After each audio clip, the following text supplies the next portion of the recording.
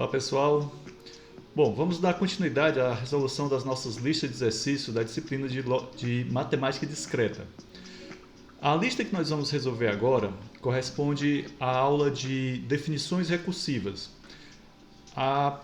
O capítulo de definições recursivas é visto dentro do contexto do pensamento recursivo, que é um dos tópicos que nós abordamos na nossa disciplina. Vamos para a nossa lista.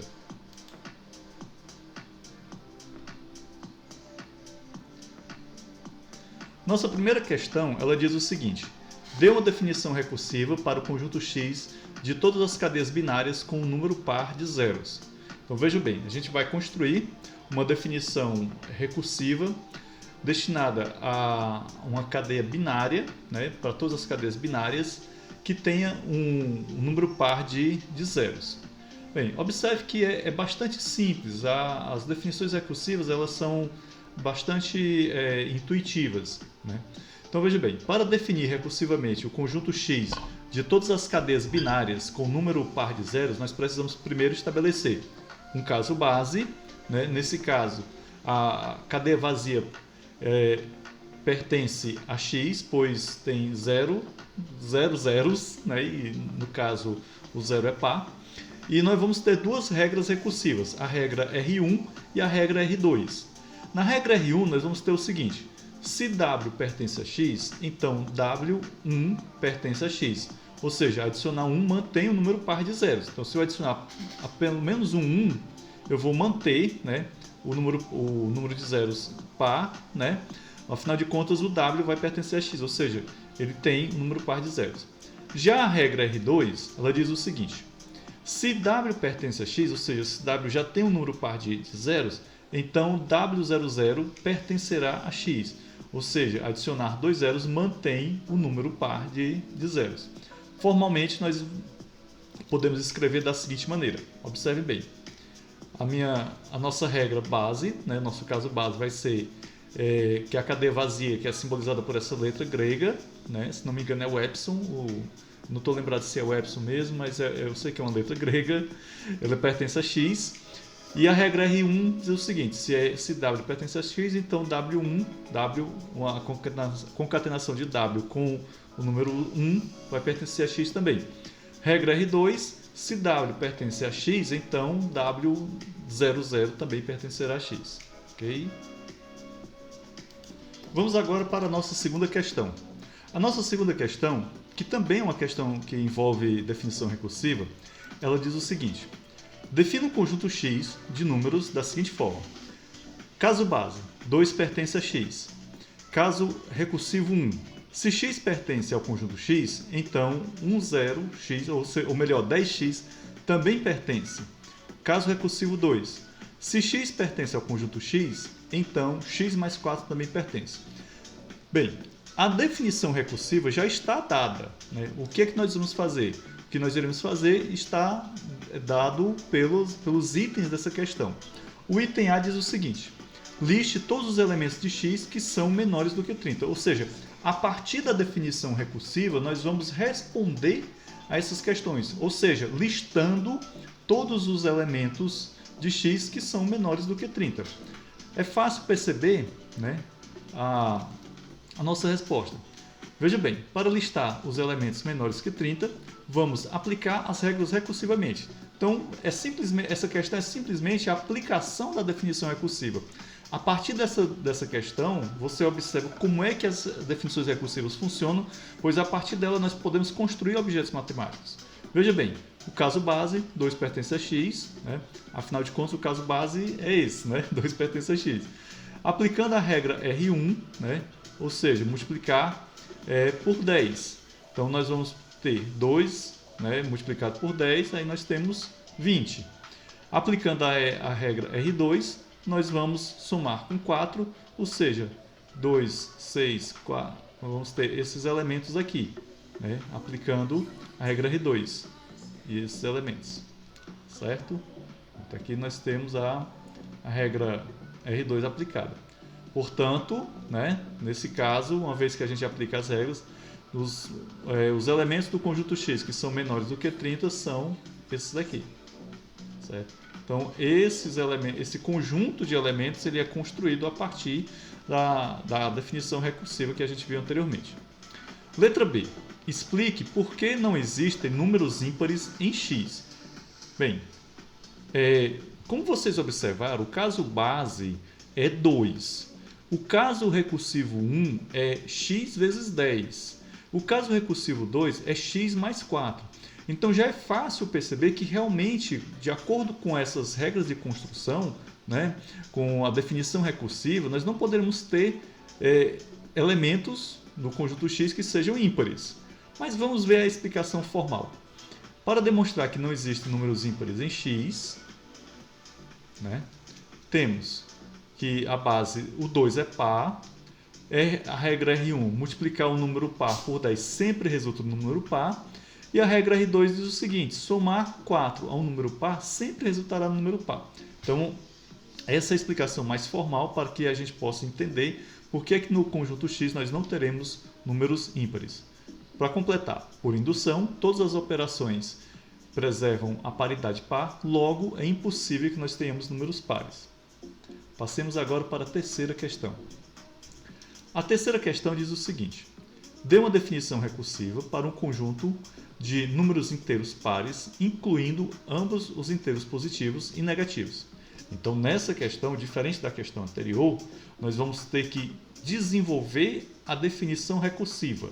E a definição recursiva tem que atender esses requisitos que foram colocados aqui no enunciado. Então, para definir recursivamente o conjunto de números inteiros pares, nós precisamos considerar tanto elementos positivos quanto negativos. Logo, nosso caso base vai ser o zero, né? Então o zero pertence a x, certo? A nossa regra R1 vai dizer o seguinte: se x pertence ao conjunto x, então x mais 2 pertence a x. Então, na regra R1, nós estamos criando os números pares positivos desse nosso conjunto. Já a regra R2, como era de se esperar, ela diz o seguinte: se x pertence ao conjunto x, então x menos 2 também pertencerá a x, né? Ora, essa definição ela permite gerar todos os números pares positivos usando R1 e negativos usando R2 a partir do número 0. Ok? Vamos para a nossa quarta questão. A quarta questão diz o seguinte: dê uma definição recursiva para o conjunto X de todos os números naturais que são uma ou duas unidades maiores que um múltiplo de 10. Em outras palavras, dê uma definição recursiva para o conjunto 1, 2, 11, 12, 21, 22, 31, 32.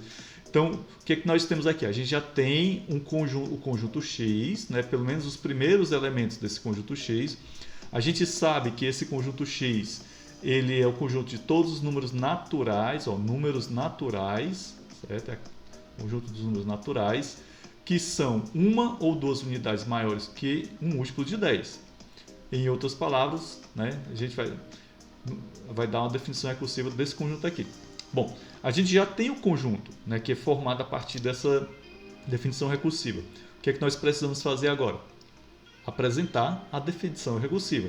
Lembre-se sempre, toda definição recursiva ela tem que ter pelo menos um caso base e um caso recursivo. Ela pode ter mais de um caso base? Pode. Ela pode ter mais de um caso recursivo? Pode. A gente já viu aqui alguns exemplos que a definição recursiva possui mais de um caso recursivo, certo? A gente não viu, a gente vai ver agora um que tem dois casos base. Então vejam bem, no nosso exemplo aqui, na nossa questão, nós vamos ter o caso base 1, que diz que 1 pertence a x, e o caso base 2, que 2 pertence a x, certo? Então, como eu acabei de dizer, toda definição recursiva ela tem que ter pelo menos um caso base e um caso recursivo. Não existe definição recursiva em que você não tenha um caso base e que você não tenha um caso recursivo. Tem que ter pelo menos um, certo? Isso foi bastante abordado em sala de aula. Bem, e agora vamos ao nosso caso recursivo. Nosso caso recursivo diz o seguinte: se x pertence ao conjunto x, então esse x mais o número 10, mais o natural 10, pertencerá ao conjunto x. Então vejam bem, é muito simples a gente entender a elegância, a beleza das definições recursivas. Lembre-se que um objeto recursivo ele é criado a partir de camadas. Isto é, nós vamos ter, como eu disse em sala de aula, nós temos um elemento mais simples, a partir desse elemento mais simples a gente constrói um mais complexo e assim sucessivamente, né? Então a gente vai ter essa dinâmica nos objetos matemáticos recursivos. Voltemos para a nossa lista. Bem, só para complementar a explicação dessa questão, né, vejamos o seguinte, ó, essa definição ela gera todos os números que são uma ou duas unidades maiores que múltiplos de 10, pois a gente começa com 1 ou com 2, que são as bases, e adicionamos 10 repetidamente para gerar os próximos números. Simples assim. Então, aqui nós temos dois exemplos, né, de aplicação, então é fácil perceber como é interessante esse assunto, né, definições recursivas. Vamos para a quinta questão. A quinta questão diz o seguinte: seja G um grafo não orientado, possivelmente não conexo.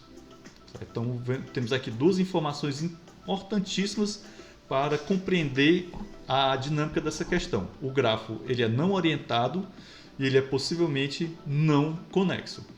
Os diferentes pedaços que formam G são chamados de componentes conexas de G. Então, o que são as componentes conexas de G? São os diferentes pedaços que compõem G. Mais precisamente, para qualquer vértice V em G, a componente conexa GV, contendo V, é o grafo cujos vértices e arestas são aqueles que se encontram em algum caminho, começando em V. Okay?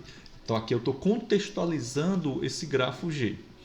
Dê uma definição recursiva para GV, né, para esse grafo. Ora, vai ser relativamente simples. Observem bem. Temos um caso base e um caso recursivo. No caso base, nós dizemos o seguinte, que o vértice V pertence ao grafo GV, ou seja, é o vértice inicial que pertence ao componente. Quando a gente trabalhou com grafos na disciplina de matemática discreta, eu disse para vocês que a forma mais elementar de grafo é um grafo que é composto de apenas um vértice. Se o grafo ele tem uma aresta, ele vai ter pelo menos dois vértices. Não esqueça disso jamais. E outra, que não é possível existir um grafo com arestas e não ter vértices. É uma coisa impossível. Ok? Então vamos lá. Se U pertence a GV, né, e existe uma aresta UW em G, então esse W pertence ao GV. Ok? Bem, para deixar mais claro a nossa resolução, observe o seguinte. Essa definição captura algumas ideias. Primeiro, a gente começa com um vértice V, que é o grafo mais elementar que pode existir, é um grafo de apenas um vértice. Incluímos todos os vértices que podem ser alcançados por uma aresta a partir de vértices já na componente. O processo continua até que não possamos adicionar mais vértices. E assim, a definição assegura que GV contenha exatamente os vértices que podem ser alcançados por algum caminho partindo de V. Como foi dito que o grafo é conexo, então, por ser um grafo conexo, eu tenho que garantir essa propriedade de que qualquer vértice é alcançado a partir de um vértice qualquer. Lembre-se das aulas de grafos lá no início da disciplina. Okay? A nossa próxima questão, a sexta questão, ela nos apresenta um desafio interessante, pois nós temos aqui um fractal, que é uma figura formada de forma recursiva, certo? E nós vamos criar uma definição recursiva para ele, certo? Então, dê uma definição informal da árvore fractal da figura abaixo como um conjunto definido recursivamente. Então, vejam bem. Observe a figura, né? Abaixo nós temos os três primeiros termos de uma sequência cujo limite é o fractal acima. Então, qual é os primeiros termos dessa sequência? Então, a nossa árvore T, o caso base dela é essa linha, né, vertical. O segundo caso, o T2, seria a linha vertical e uma bifurcação. Né? Ok? O caso T3 seria o caso T2, mais uma bifurcaçãozinha em cada um dos seus galhos que já fazem parte da bifurcação. Então aqui dá para você perceber claramente a elegância, né, dos objetos recursivos. Então aqui eu tenho o meu objeto mais básico.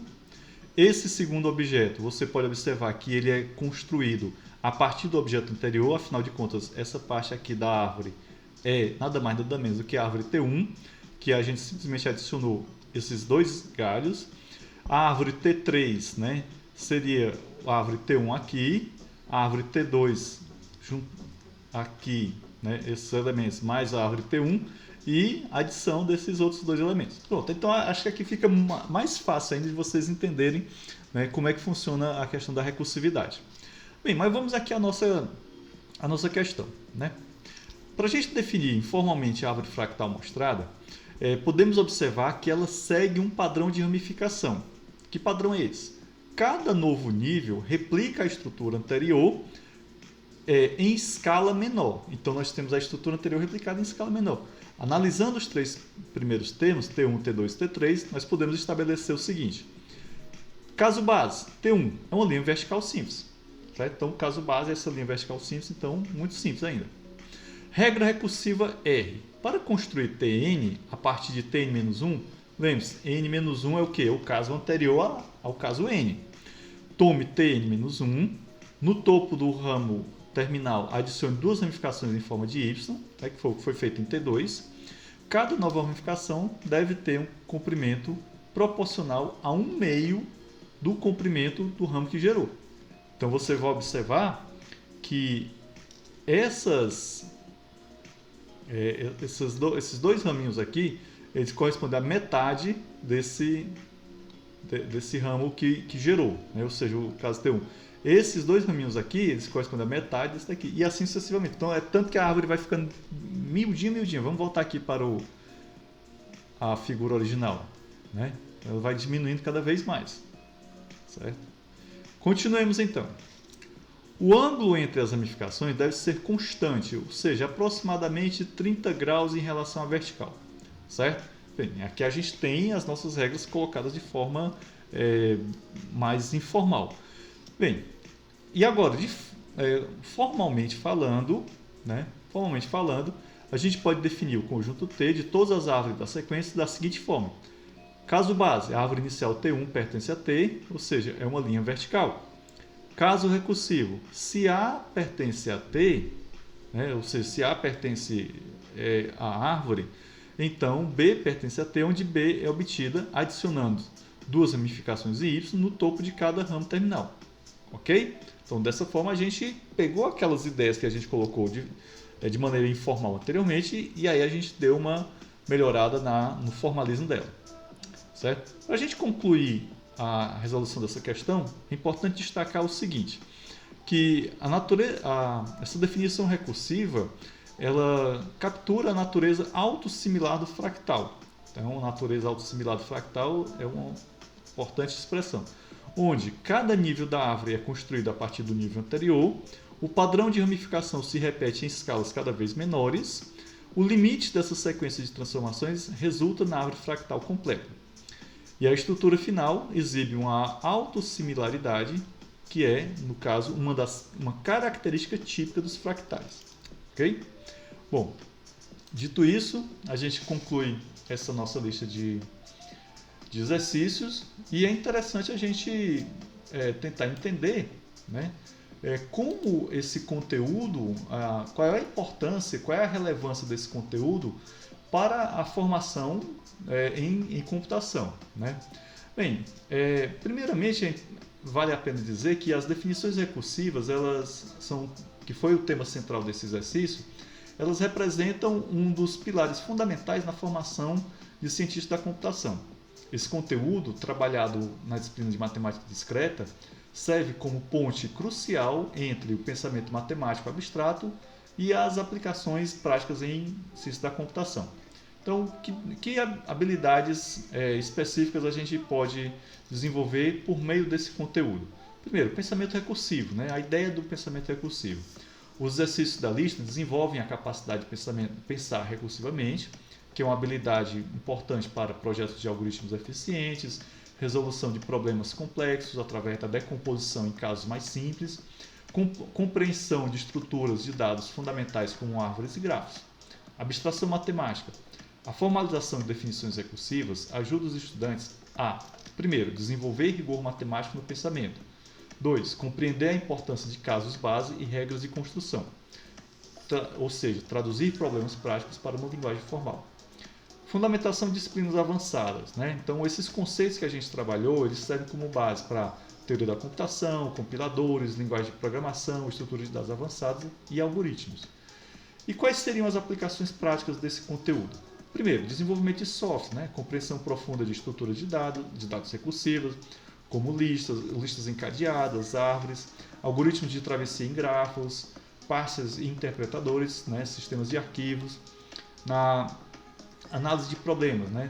Isso desenvolve a capacidade de identificar padrões recursivos em problemas reais, modelar soluções utilizando recursão, que é uma maneira bastante elegante de se resolver problemas, otimizar algoritmos recursivos, né?